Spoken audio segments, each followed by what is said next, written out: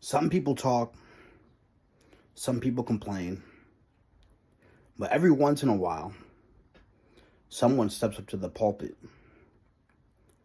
and preaches the truth. No filter, no fear, no apologies. Welcome to Preacher's Pulpit. Welcome back to another episode of Preacher's Pulpit.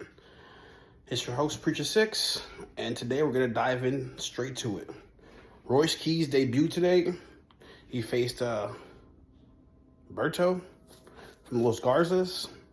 Pretty much a squash match, but what a fantastic debut for Royce Keys, man. It's about time that they brought him out and they finally used him in his hometown. I'm pretty sure that they were building him up, getting him ready for how WWE is, because WWE is different than any other wrestling company. So you gotta get used to everything, and what Triple H always says: good thing comes to those who wait.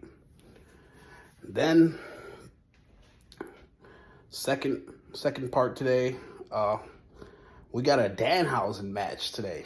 Man, that was a fantastic match, man.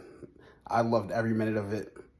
The fact that he cursed Kit Wilson and Pyro came and knocked him off the top rope, and he did his finisher, got the dub, got out of there.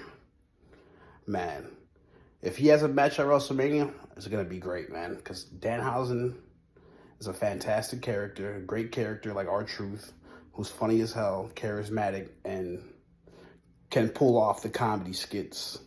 Yeah, man. And then also the backstage segment with R-Truth. Finally, R-Truth acknowledges Danhausen. They put them both together in a segment where R-Truth is talking about how to download or how to stream the WWE on ESPN. Yeah, man. Fantastic. Had Damian Priest so confused, it's not even funny. Yeah, that was great, man. And then, in a more serious note, you got Pat McAfee coming out. Pat McAfee basically talking about how CM Punk was talking about him, and how CM Punk is basically just a corporate lab rat now for WWE, and that all his words that he's saying is just bullish.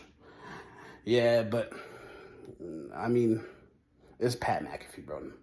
No offense to Pat McAfee, but nobody wants you here, dog. And then you got the Jelly Roll involvement. Looks like they're setting up a match post WrestleMania, tag match.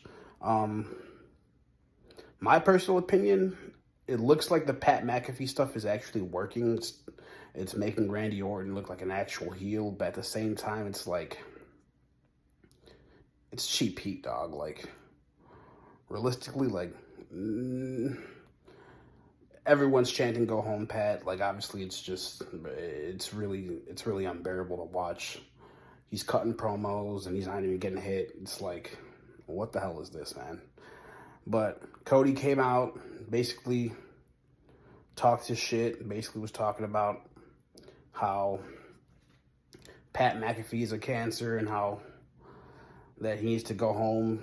And Pat McAfee basically says, if Randy Orton doesn't win at WrestleMania, then he'll never be seen again. Don't know if that's true or not, simply because it looks like they're setting up a match post WrestleMania. So it looks like they're locking in a Randy Orton win, which I don't think should realistically happen, because Cody Rhodes just won back the championship. So then what was the point of him dropping it to Drew McIntyre in the first place?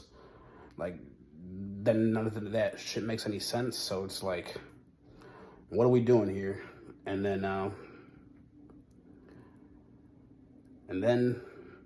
the two other matches we're looking forward to: CM Punk and Roman Reigns. CM Punk absolutely annihilating Roman Reigns and Pat McAfee on Monday Night Raw.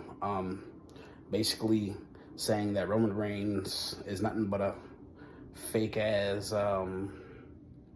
plastic dude, and that Pat McAfee's doesn't even deserve to be in the business, which I agree.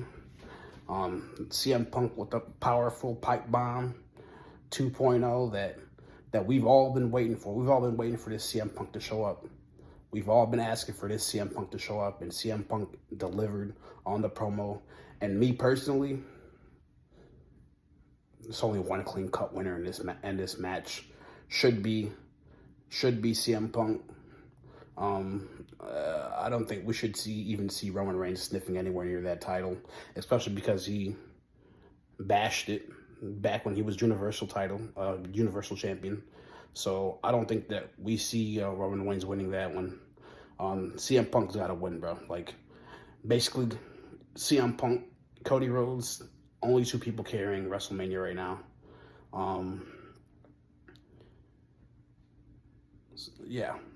So CM Punk is the only option of coming out winning on that one. I can see, especially because it's like CM Punk is the only one basically there promoting the show every week.